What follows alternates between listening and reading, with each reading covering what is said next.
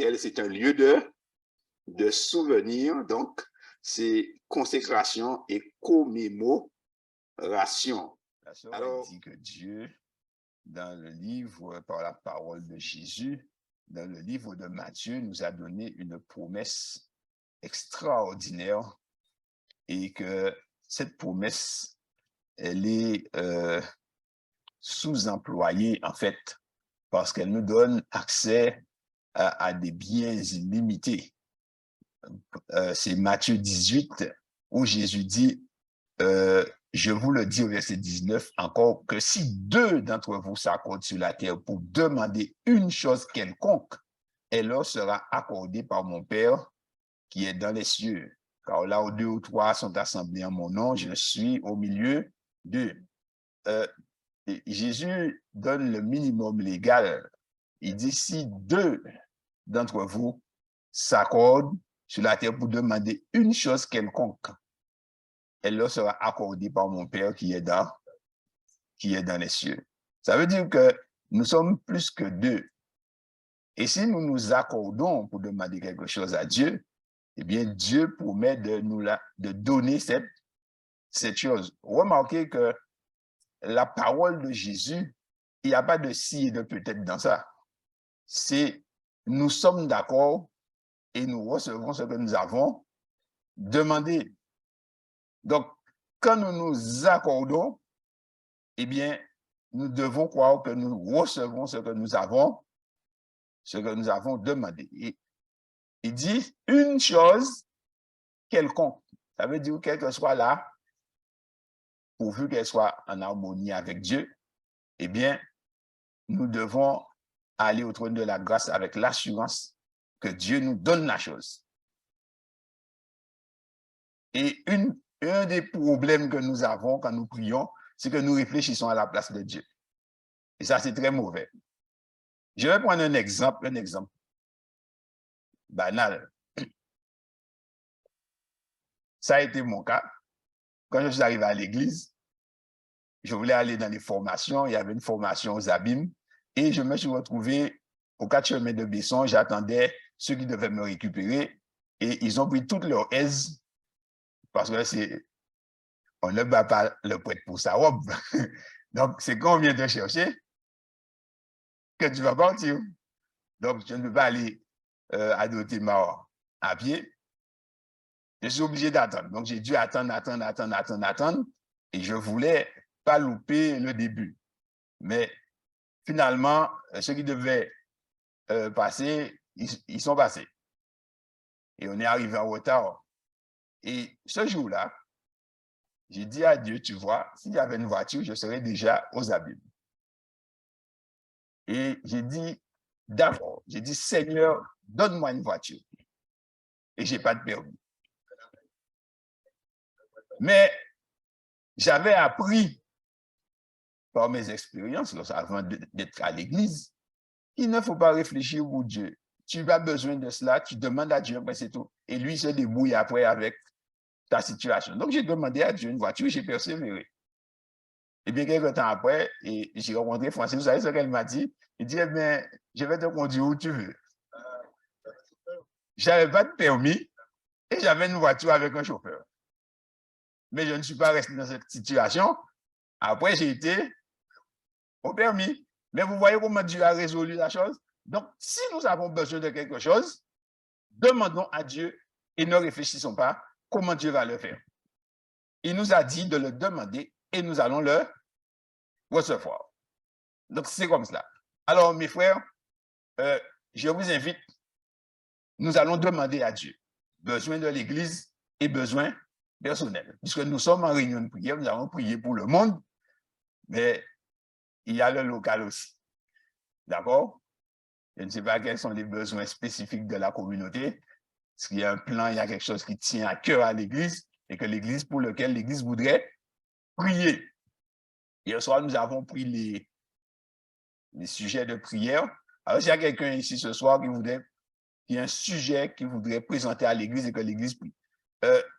Je demande ça parce qu'à la bourse, on fait une expérience. Au départ, les frères étaient très réticents.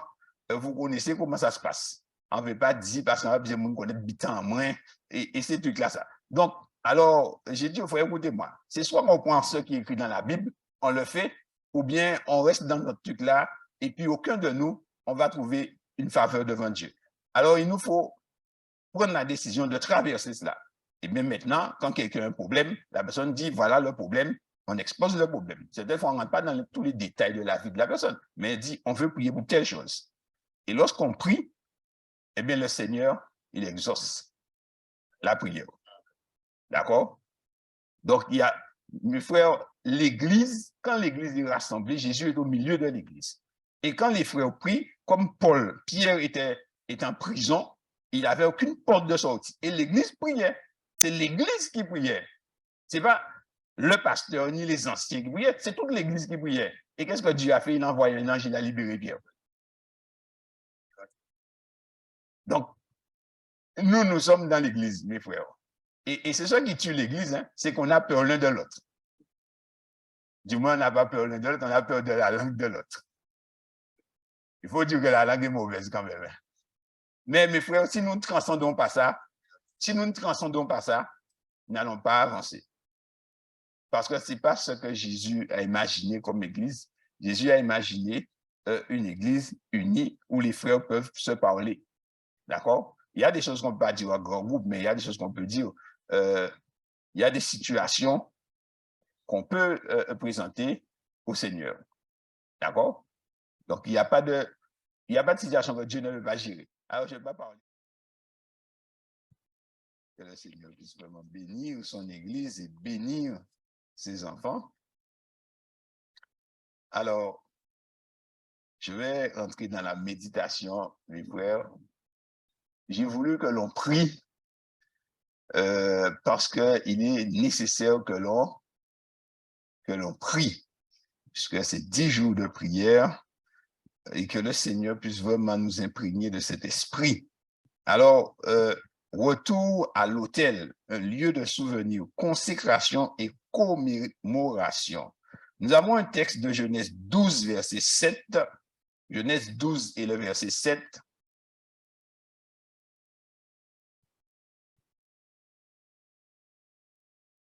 Genèse 12 et le verset 7.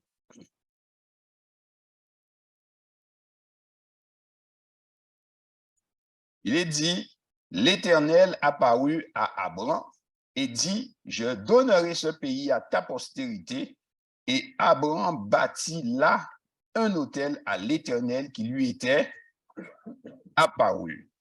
Alors, rappelez-vous, Dieu avait dit à Abraham, va-t'en de ton pays, de ta patrie et de la maison de ton père dans le pays que je te montrerai. Et Abraham est parti sans savoir exactement où Dieu allait le conduire. Et finalement, Dieu, il est dit, l'Éternel apparut à Abraham et dit, je donnerai ce pays à ta postérité. Et Abraham bâtit là un autel à l'Éternel qui lui était apparu. Donc, là où Dieu lui est apparu, c'est là qu'il a bâti son autel. Alors, dans la Bible, les autels ont toujours représenté des lieux de consécration et de commémoration. On se rappelle, ils sont un symbole extérieur du lien personnel de chacun avec Dieu, de reconnaissance et d'adoration du Dieu vrai et vivant. Alors, notez bien ceci, du Dieu vrai et vivant. Les autels, souvent construits pour commémorer des rencontres avec Dieu, avaient un impact profond sur la vie d'une personne. Lorsque Dieu faisait quelque chose de surnaturel, les bénéficiaires de l'acte puissant de Dieu ne voulaient pas l'oublier et ils construisaient un autel à l'endroit où ils avaient vu Dieu agir. Donc, il dit chaque fois que Dieu faisait quelque chose de surnaturel. Surnaturel, ils ont mis entre guillemets, surnaturel parce que Dieu, en fait, tout ce qu'il fait est surnaturel. Parce que Dieu, il n'est pas nous. D'accord? Donc, toutes les actions de Dieu, en fait, sont surnaturelles. Mais dans le cadre de notre vie de pécheur, eh bien, il y a des choses que nous nous allons dire que ça, c'est surnaturel. D'abord, Dieu peut nous donner une maison, Dieu peut nous donner un travail, d'accord. Mais il y a des choses comme une guérison, on dira que c'est l'œuvre de Dieu, d'accord. Et là, le fait que Dieu puisse apparaître à Abraham, eh bien, c'était quelque chose, on peut dire que ce n'est pas quelque chose qui se fait tous les jours. Et donc, Abraham et ceux qui ont bénéficié de ce genre d'expérience construisaient un autel pour se rappeler, pour adorer et pour se rappeler que ils avaient vu Dieu agir en leur faveur. Lorsque Dieu dit à Abraham en Genèse 12, 7, qu'il donnerait le pays de Canaan à ses descendants, Abraham a construit un autel à cet endroit même parce que sa rencontre avec Dieu était surnaturelle. À cet instant, Dieu a promis de transcender la vie d'Abraham et de faire de sa descendance un peuple grand et puissant. Vous voyez, il a obtenu promesse de la part de Dieu. Alors qu'Isaac errait dans le désert de Guérard et se battait avec les habitants pour l'eau du puits, Dieu lui apparut et lui déclara, « Je suis le Dieu d'Abraham, ton père. N'aie pas peur, car je suis avec toi. Je te bénirai et je multiplierai ta descendance à cause d'Abraham, mon serviteur. » Genèse 26 et le verset 24. Qu'est-ce que Isaac fit? Isaac commémora cette rencontre divine en construisant un autel à cet endroit précis, car sa rencontre avec Dieu était unique. Dieu affirmait ainsi que la promesse qu'il avait faite au père d'Isaac était désormais aussi la sienne. Vous savez, nous commémorons des choses, nous nous rappelons des choses lorsque c'est notre anniversaire. Ce que nous faisons. Nous nous rappelons. Mais je vais vous poser une question. Entre notre naissance normale et notre nouvelle naissance, lequel est surnaturel? Et lequel que nous commémorons le plus?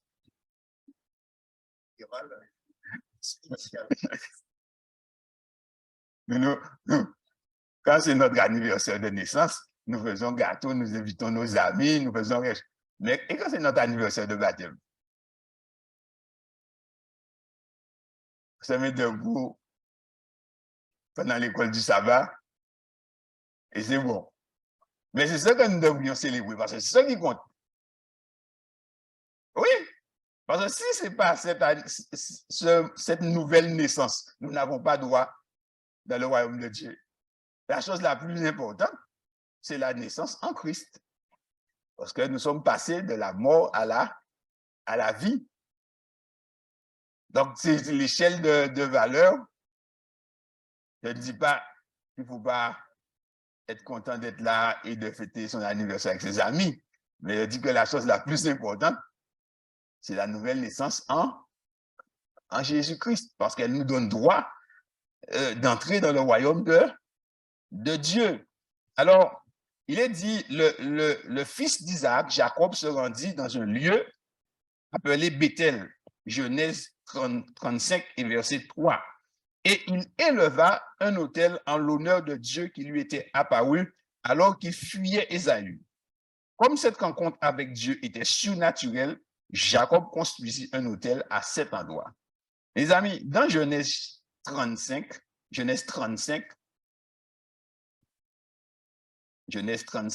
c'est Jacob qui va construire son autel, hein? D'accord?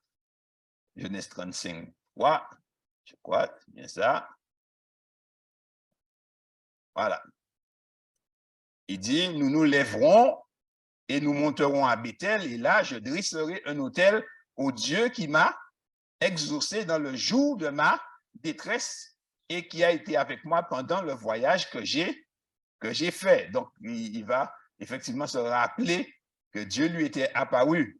Alors, remarquez ce qui va se passer. Quand ils vont aller pour faire l'autel, il dit, verset 4, ils donnèrent à Jacob tous les dieux étrangers qui étaient entre leurs mains et les anneaux qui étaient à leurs oreilles. Jacob les enfouit sous le térébinthe qui est près de Sichem. Donc, quand on va à l'autel de l'Éternel, eh bien, il faut se débarrasser des dieux étrangers. Il faut se dépouiller.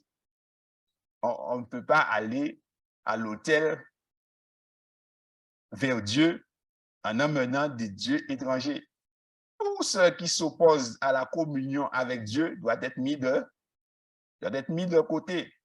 C'est pour qu'il n'y ait pas d'interférence dans la relation avec Dieu. L'autel, c'est consécration et commémoration. Si tu vas à l'autel, c'est que tu te consacres à Dieu, tu ne peux pas emmener un autre Dieu. Alors, il faut te débarrasser de l'autre Dieu. D'accord?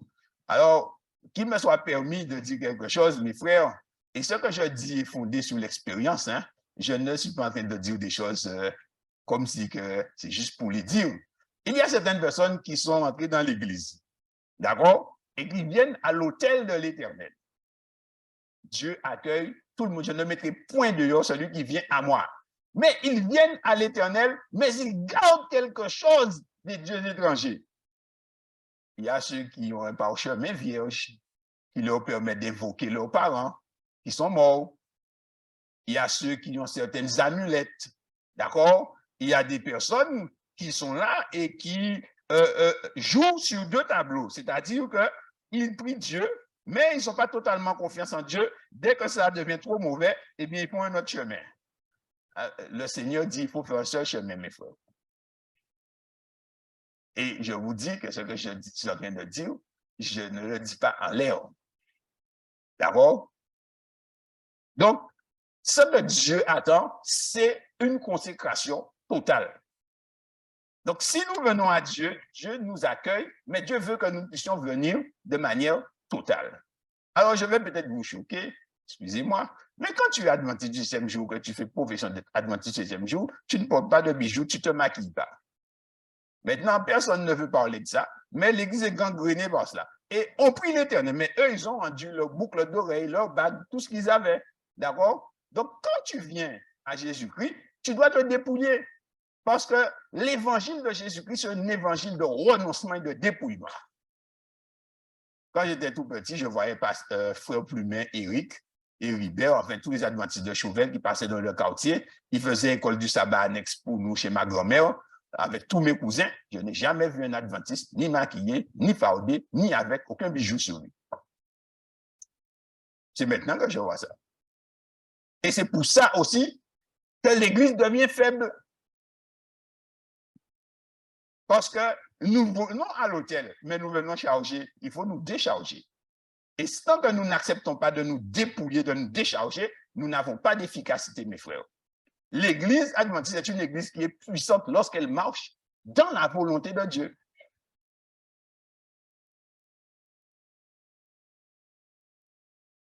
Alors, donc, il dit, il dépouille tout le monde se dépouille et tout le monde va à l'autel. On va retrouver, d'accord, Gédéon. Un Gédéon craintif fut agréablement surpris lorsque Dieu lui apparut et l'appela à conduire la nation à la victoire. Gédéon fut si ému qu'il construisit un autel à cet endroit et lui donna ce nom, le Seigneur est paix. Juge 6, 24, parce que sa rencontre avec Dieu était tellement gageur de paix. Bien aimé, ce sujet, peut-être que là, regardez, depuis que je lis ce texte, qu'est-ce que vous avez remarqué? À chaque fois que Dieu leur est apparu, ils ont fait une expérience surnaturelle avec Dieu et nous. Parce qu'eux, ils sont morts, hein? C'est réglé pour eux. Mais nous sommes là. Nous sommes là, mes frères. Et c'est nous, aujourd'hui, le peuple de Dieu. Tout ce qu'on voit, à chaque fois que Dieu apparaît, on nous dit, Dieu leur est apparu. Dieu est venu. On voit que Dieu est proche de son peuple. Que Dieu veut communiquer avec son peuple. Que Dieu veut rester avec son peuple. Dans leur orientation, Dieu donne l'orientation à Abraham, Dieu veut être dans les orientations. Ils ont des problèmes, Dieu veut rentrer dans leurs problèmes. Dieu, en fait, eh bien, Dieu veut rentrer dans toute notre vie. Et il veut que nous puissions l'accepter comme tel. D'accord? Et bien, regardez, il prie comme nous, il chante comme nous. Mais regardez la réalité. Dieu vient à eux et Dieu se montre à eux. Est-ce que vous saisissez ce que je suis en train de dire? Dieu vient à eux. Certaines personnes ont du mal avec ça. Les apôtres, quand ils priaient, Jésus venait à eux. D'accord? L'ange a été enlevé Pierre dans la prison. Pierre croyait rêver, mais c'était réel. L'apôtre Paul était en difficulté sur la mer parce que ça faisait plus de 3 jours qu'ils étaient en train de dériver. Dieu a envoyé un ange et l'ange lui a dit, Paul, Dieu t'a donné tous ceux qui sont ici. Vous voyez comment il y a. Parce qu'en fait, quand Christ est mort, Christ nous a reconnectés avec notre Père céleste. Le surnaturel de Dieu devient notre naturel. Parce que tout ce que nous avions perdu dans le jardin d'Éden, nous l'avons retrouvé en Christ. Et là où Satan était génieux, c'est qu'il arrive à nous faire croire que nous sommes toujours dans la même situation qu'avant d'avoir accepté Jésus. Et c'est pourquoi que la progression est limitée. Or, en Christ, il n'y a plus de limite de progression. La seule limite qu'il y a, c'est celle que nous nous sommes fixés nous-mêmes. Donc, quand il dit que Dieu leur est apparu, eh bien, dans le Nouveau Testament, Dieu nous fait la même promesse. Je vous invite à lire un texte. Jean 14, verset 21. Jean 14, verset 21. Parce que peut-être on dira que c'est Ancien Testament, mais c'est Nouveau Testament. Jean 14, 21. Et reprenez ça, mes frères, et vous verrez comment que Dieu, il vit avec son peuple. Jean 14, verset 21. Il dit, celui qui a mes commandements et qui les garde, est-ce que nous avons les commandements de Dieu? Est-ce que nous les gardons? Oui, c'est nous-mêmes. Il dit, et qui les garde, c'est celui qui m'aime. Donc, nous aimons Dieu, puisque c'est ce que nous faisons. Il dit, et celui qui m'aime sera aimé de mon Père. Je l'aimerai et je me ferai connaître à lui. Bon, certaines personnes disent connaître à lui, on le connaîtra par les Écritures. Est-ce que quelqu'un a une version Tob dans l'Assemblée? La version Tob dit, je me manifesterai à lui. Il y a une version, je crois que c'est Parole vivante qui dit, je lui apparaîtrai. Alors, si ce n'est pas clair, donc, la chose est claire. Reprenez le verset dans les versions, vous verrez. Et si vous analysez, vous verrez que David fait la même expérience. C'est David qui a écrit, je voyais constamment le Seigneur à ma droite. Alors, dans le psaume 139, je crois que c'est le verset 11, écoutez ce que David lui-même, il écrit. Psaume 139 et le verset 11. Il dit, si je dis, au moins les ténèbres me couvriront, qu'est-ce qui se passe? La nuit devient lumière autour de moi. Il dit, même les ténèbres ne sont pas obscures pour toi. La nuit brille comme le jour et les ténèbres comme la lumière. Alors, c'est quoi ça? Qu'est-ce que David est en train de dire? Dans la tragédie des siècles, et je vous envoie maintenant dans le livre de l'Esprit de prophétie, vous pouvez aller dans la tragédie des siècles, le chapitre la délivrance, il est dit que beaucoup de chrétiens à la fin des temps seront enfermés dans des cachots aux murs épais. Mais la lumière de Dieu éclairera les ténèbres de ces cachots. Voyez, mes frères, ce qui est là, c'est ce qui va se passer à la fin des temps. Dieu ne change pas, c'est les mêmes choses. C'est les mêmes choses. Donc, la progression est là. Tu rentres en Christ, d'abord, tu es sorti dans le monde, tu acceptes le Christ, tu évolues, et c'est un cheminement normal. D'accord? C'est quelque chose de normal. Vous avez un enfant, vous le mettez à l'école, il fait cours, maintenant c'est section maternelle, 1, 2, 3, après il progresse, il va à l'université et finalement il rentre dans la vie active. Progression normale. Si votre enfant à 19 ans, il est en cours préparatoire, vous allez dire qu'il y a un sérieux problème. D'accord? personne ne trouvera ça normal. Mais spirituellement, c'est ce qui nous arrive. Nous trouvons que c'est normal. Et c'est pourquoi Paul fait le reproche. Paul dit, vous qui devriez être des maîtres, vous en êtes venus à avoir besoin de lait. Pourquoi? Parce que il dit aux Galates, mais qui vous a appris à vous arrêter de courir? Vous couriez bien et vous avez freiné. Eh bien non, il faut continuer dans la progression. Parce que le but, c'est que Christ soit formé en nous et que nous ressemblions à Christ. Et si nous ressemblons à Christ, mes frères, eh bien, Christ dit, tout ce qui est à lui est à nous. Donc, voyez un peu l'autel, jusqu'où ça nous emmène. Je voudrais que nous puissions comprendre que, oui, nous avons accepté Jésus, nous sommes à Jésus-Christ, mais Dieu est réel et Dieu est vivant. Et dans cette mesure où Dieu est vivant, puisque nous sommes les enfants de Dieu, eh bien, il n'y a pas de condamnation pour ceux qui sont en Jésus-Christ. Alors, nos prières ne doivent plus être des prières comme si nous sommes des gens sans force. Non, on doit être hardi dans la prière. On doit persévérer parce que Dieu ne ment pas. Et on doit s'encourager les uns les autres à persévérer parce que Dieu ne ment pas et Dieu va venir parce que c'est ce qu'il a promis. Et dans Ésaïe chapitre 58, il est dit, tu appelleras et je dirai, me. Là, tu ne vas pas l'imaginer. Hein? Il dit, je dirai, me voici. Donc, c'est du concret, c'est du réel.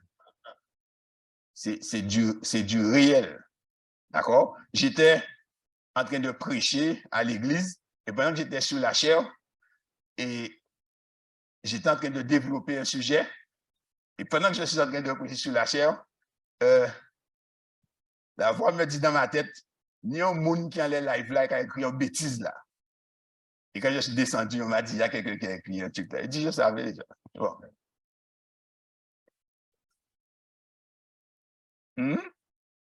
Je fais la prédication, mais il me dit qu'il y a une bêtise sur le live. Donc, quand je suis descendu, on m'a dit, oui, il y a quelqu'un qui a écrit une bêtise. Je dis, ouais, c'est au revoir. C'est bon. Voilà. Pourquoi? Parce qu'il dit, il va communiquer avec nous. C'est l'esprit qui rend témoignage à notre esprit qui nous parle. Et bien aimé, je voudrais vous montrer quelque chose. Et ce que je vous montre avant de passer à cela, je voudrais vraiment que ça soit compris dans le cadre de ce que nous voyons. Pour la recherche de Dieu, pour la fortification de chacun, et pour que chacun puisse comprendre et croire pour lui-même que Dieu est vrai, que ce que Dieu dit, il le fait. Et que ce que nous lisons là, c'est du réel. D'accord? C'est du réel. Alors, Romuald, est-ce que tu peux... On va voir quelques...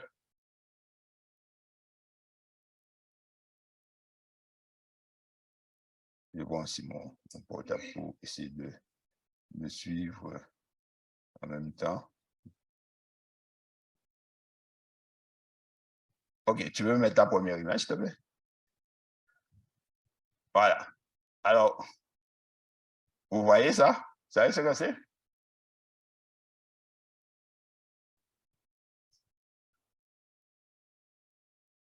Ah ben, ça, c'est une manifestation divine. Ça, c'est une manifestation divine. Ça, c'est un cercle qui se présente sous plusieurs formes. Là, il est avec une auréole et bleuté à l'intérieur. Il peut devenir comme une bille. Il peut devenir très gros. Il peut devenir tout petit. Il peut devenir minuscule. D'accord? Là, c'est un frère. Là, c'est pas moi. C'est un frère, c'est Omanel. Mais la deuxième image, avec toujours... Voilà. Si vous voyez, dans tout, il y a en tout, si vous comptez, il y a environ 9 cercles. Vous voyez? Le frère n'était pas habitué, il a eu peur. Parce que c'est la première fois qu'il voyait ça. Et ce cercle, les amis, ça va plus vite que n'importe quel avion. ça va plus vite que n'importe quel avion. Quand je prends l'avion, il fait la course avec l'avion. Il laisse l'avion sur place et il revient. C'est ce qu'il veut avec l'avion. Donc, quand vous allez vous plonger sous l'eau, ça va sous l'eau aussi. Quel que soit là où vous êtes, ça va sous l'eau. David dit, je voyais le Seigneur constamment à ma droite. Vous voyez là, il est à la rivière. C'est lui qui a créé toutes choses. Ça, c'est une manifestation de Dieu, 100% Guadeloupe. On n'a pas été aux États-Unis pour chercher cette expérience-là. Il dit, je n'ai pas dit de me chercher en vain. Donc, regardez, Dieu, la technologie a du mauvais, mais il y a du bon, parce que s'il n'y avait pas, on n'aurait jamais eu cette image-là. Ça. C'est quand même extraordinaire que Dieu puisse nous permettre de photographier cela. Je peux vous dire, mes frères, pour qu'on puisse pas voir, il y a des choses que j'ai essayé de photographier. Quand je les photographie, quand je regarde, c'est blanc. Il n'y a rien. Il n'y a absolument rien, parce que ce n'est pas photographié. D'accord? Donc, tu peux continuer. Voilà, mets l'autre image. Alors là, avec la lumière, on voit un peu moins. Mais je ne sais pas si vous voyez, il y a une sorte de... Voilà. Eh bien, oui, ça c'est au Lamentin. Ça c'est... Non, c'est pas un rond. Sur le portable, tu le vois mieux. C'est parce qu'il y a beaucoup de lumière.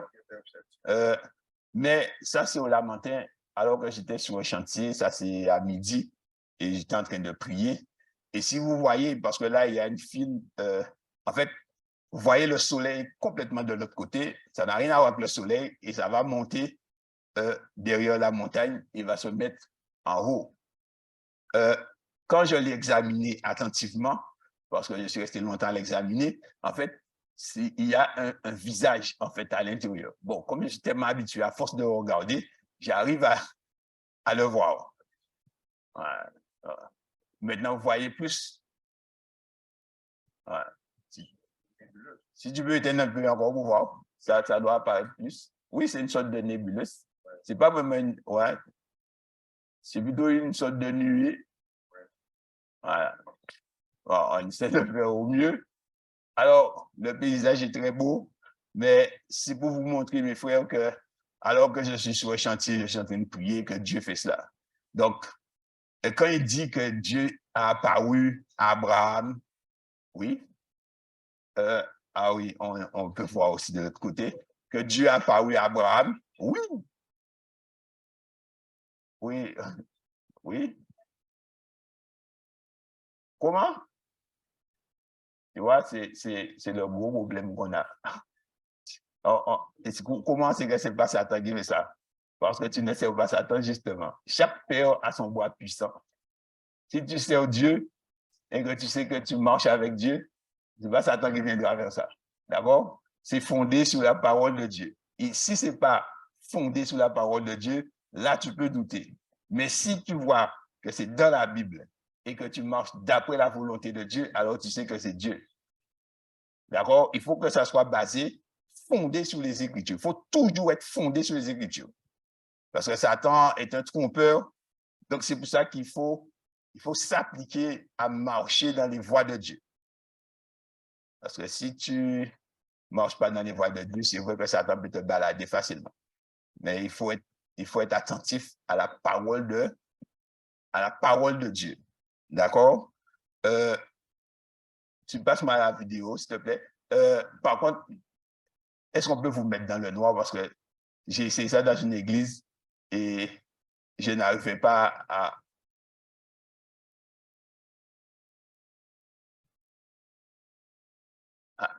Attends, Romuald.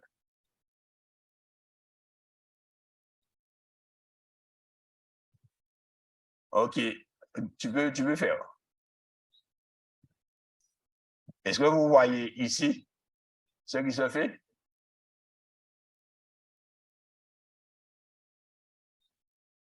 Tu peux mettre le son. Je suis en train de prier, mais ça.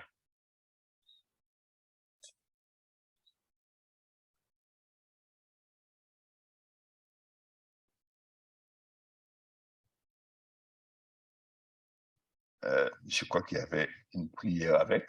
Alors, les frères, vous voyez, là, en fait, je suis en train de prier sous l'arche qui est à la maison, et j'ai évoqué l'Éternel, et il est venu. Et voici ce qui se passe.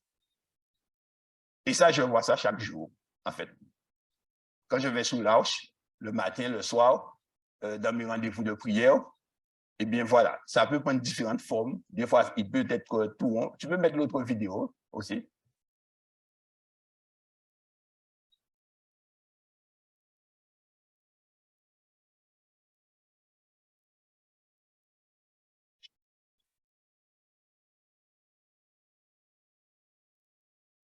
Vous voyez la nébuleuse? Ah oui, c'est très clair, c'est très net.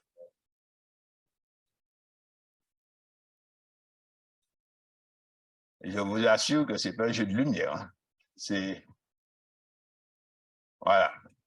Quand il dit, quand nous voyons dans la Bible une colonne de nuit, une colonne de feu, voilà. Et puis, la dernière image, c'est encore pendant la prière. Bon, je crois que c'est parti.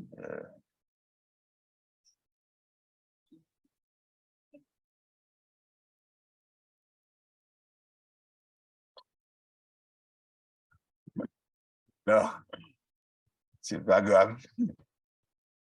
On peut remettre la lumière, c'est pas... La dernière image ne nécessite pas de qu'on soit dans le noir pour voir. Alors,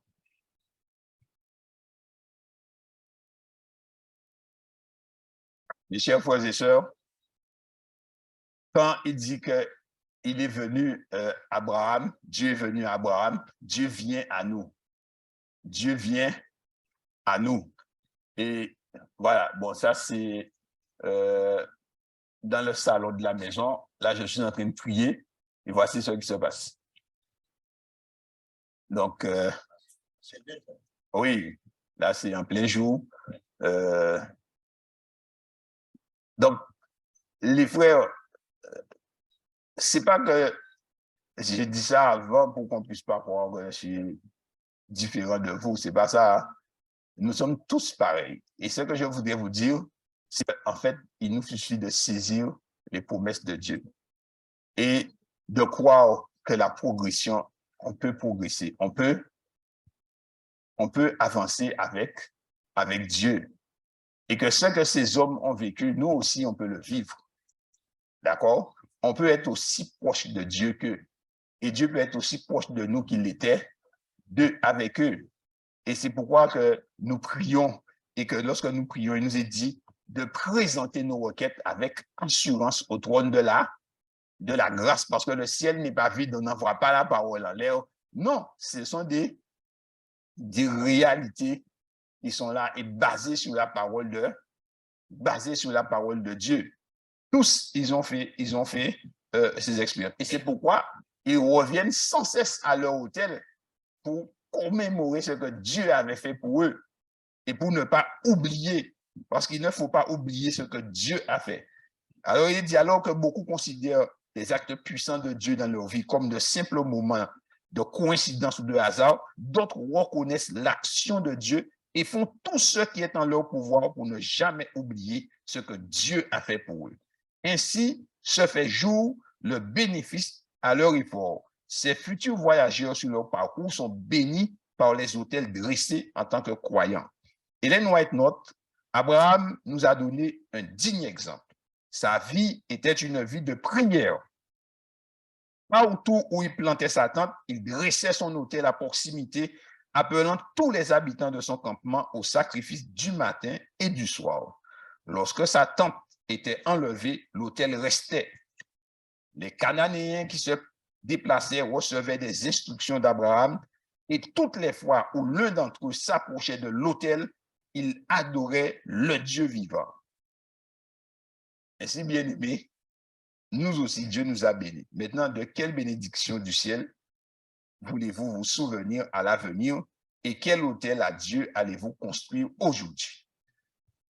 En tout cas, moi, ce que je vous appelle à faire, c'est véritablement de vous tourner vers le Seigneur. Il dit, tournez-vous vers moi et vous serez sauvés.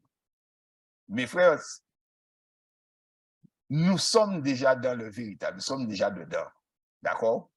Ce qu'il nous faut maintenant, c'est oser. Et il y a un livre qui dit oser demander. Il faut oser demander. Oser demander plus. Et ne mettez pas de limite. Et vous-même, vous verrez par vous-même que le Seigneur, il prend plaisir à vous exaucer. Faites des prières.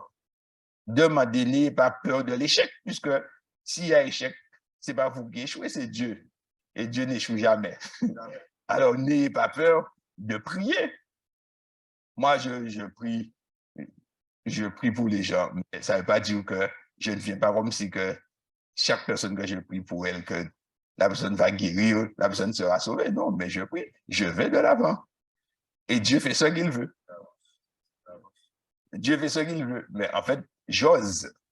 Et j'ose croire que Dieu peut faire quelque chose pour cette personne-là. Alors, c'est pourquoi nous devons aller dans nos lieux de prière et nous devons prier avec une nouvelle expérience. Et je partage avec vous ces expériences. Et mes frères, cela doit nous permettre de nous tourner vers Dieu comme un Dieu vivant et vrai. Et rechercher la face de Dieu simplement. Oui, frère. Il y a une parole qui m'a vraiment touché. C'est que tu as dit, oui, en croyant que Dieu peut. Oui.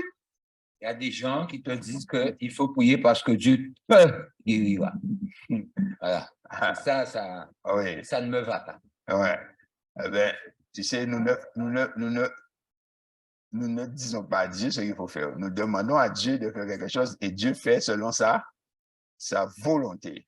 Et c'est pourquoi je rappelle la philosophie adventiste que nous trouvons dans la Bible et dans l'esprit de prophétie ministère de la guérison. Quand nous avons quelqu'un qui est malade, nous prions pour la personne avec foi, mais nous laissons à Dieu la latitude. Dieu veut décider de guérir et Dieu peut décider de ne pas guérir. Dieu peut guérir instantanément, il peut guérir aussi au fur et à mesure. D'accord? Dieu peut laisser quelqu'un aller dans le tombeau, d'accord? Et il peut sauver un autre. Mais c'est Dieu, cela ne doit pas nous décourager. Mais nous devons avoir confiance que Dieu a fait ce qui est meilleur pour chacun. Et c'est ça, et cela nous empêche de perdre la foi. Cela nous empêche de perdre la foi. Parce que c'est Dieu qui dirige toutes choses. Je me souviens quand mon épouse était malade, on m'a fait venir psychologue, médecin, parce qu'on a dit, le monsieur, il est dans le déni. Tout ce qu'ils me disent, ils trouvent que je suis trop tranquille. Donc, ils ont fait venir un psychologue, ils ont fait venir un médecin pour me parler. Quand le psychologue est passé, il a trouvé qu'il n'a pas réussi à me... Il a trouvé que je ne réagis pas assez. Donc, ils ont fait venir le médecin. Et le médecin s'est déplacé à la maison pour bien m'expliquer la situation et tout. Alors, je l'ai regardé, je dis, madame, écoutez-moi. Je suis un prédicateur de l'évangile, je prêche l'évangile, je suis adventiste. Et à l'église adventiste, on a une philosophie. Voilà la philosophie adventiste. Je ne suis pas dans le déni, je vois la situation. D'accord? Je suis pleinement conscient de tout ce qui se passe. Mais seulement, nous, adventistes, nous croyons jusqu'au bout et nous prions Dieu. Et c'est Dieu qui décide. Maintenant, je prie. Mais je dis, mais pendant que je vous parle et que vous parlez pour moi, je dis, mais madame, depuis que mon épouse est sortie à la clinique, j'ai déjà mis tous ces vêtements d'enterrement là. Tout est prêt. Ben oui, j'avais déjà préparé tous les vêtements d'enterrement. Je prie, pourtant je continue à prier. Mais j'ai lu l'esprit de prophétie, j'ai lu la Bible. Je ne sais pas qu'est-ce que Dieu va décider. Alors je prépare deux choses. Il faut préparer deux choses, mes frères. Dieu peut te guérir, Dieu peut ne pas te guérir. Et si Dieu ne te guérit pas, gloire à Dieu. Et si Dieu te guérit, gloire à Dieu. Et c'est pourquoi je n'ai jamais dit à Dieu, mais pourquoi mon épouse est morte? Je n'ai jamais posé cette question-là à Dieu. Parce que j'ai prié et Dieu a fait sa volonté. Alors moi, je suis tranquille dans ma tête par rapport à ça. Elle n'est plus, gloire à Dieu. Si elle était, gloire à Dieu. Et comme ça, tu es tranquille dans ta tête. Ça peut paraître cynique, mais ce n'est pas cynique. C'est une tranquillité, mes frères. C'est ça. Tu pries, Dieu te guérit, tu pries pas, tu pries, Dieu ne te guérit pas, tu loues l'Éternel parce que Dieu sait mieux que toi. Pourquoi? Nous prions. Seigneur notre Père et notre Dieu, nous voulons te dire merci parce que tu nous parles, Éternel mon Dieu, tu nous appelles dans ces derniers jours à te chercher comme l'or et l'argent et surtout, Seigneur mon Dieu, à nous fonder sur ta parole de vérité. Seigneur éternel mon Dieu, tu nous as montré, Abraham, Isaac, Jacob, comment tu t'es rapproché d'eux. Mais eux ne sont plus. Et aujourd'hui, c'est nous qui sommes présents. Alors, Seigneur, conduis-nous toi-même dans une expérience semblable à la leur, éternel mon Dieu. Et permets-nous, Seigneur éternel mon Dieu, de pouvoir, éternel mon Dieu, croire que tu peux faire toutes ces choses pour nous et que nous puissions te suivre simplement et que dans un cheminement normal, que toi-même que tu choisisses de te révéler comme tu l'as promis et que nous puissions être enrichis. Seigneur, bénis ton peuple ici à Chauvel et permets, Seigneur, que véritablement que l'Esprit de l'Éternel puisse pénétrer tous les cœurs et qu'il y ait un renouveau spirituel éternel et que cette Église qui a été ton flambeau dans le pays, eh bien, Seigneur, qui puisse être à nouveau ton flambeau et qui puisse donner gloire à ton nom. Seigneur, bénis ton peuple, fais du bien à ton peuple, ici, mais aussi dans le monde entier, au nom de Jésus et pour ta gloire. Amen. Amen. Amen. Eh bien, bien-aimés, demain c'est vendredi. Eh bien, rendez-vous à vendredi si Dieu le veut.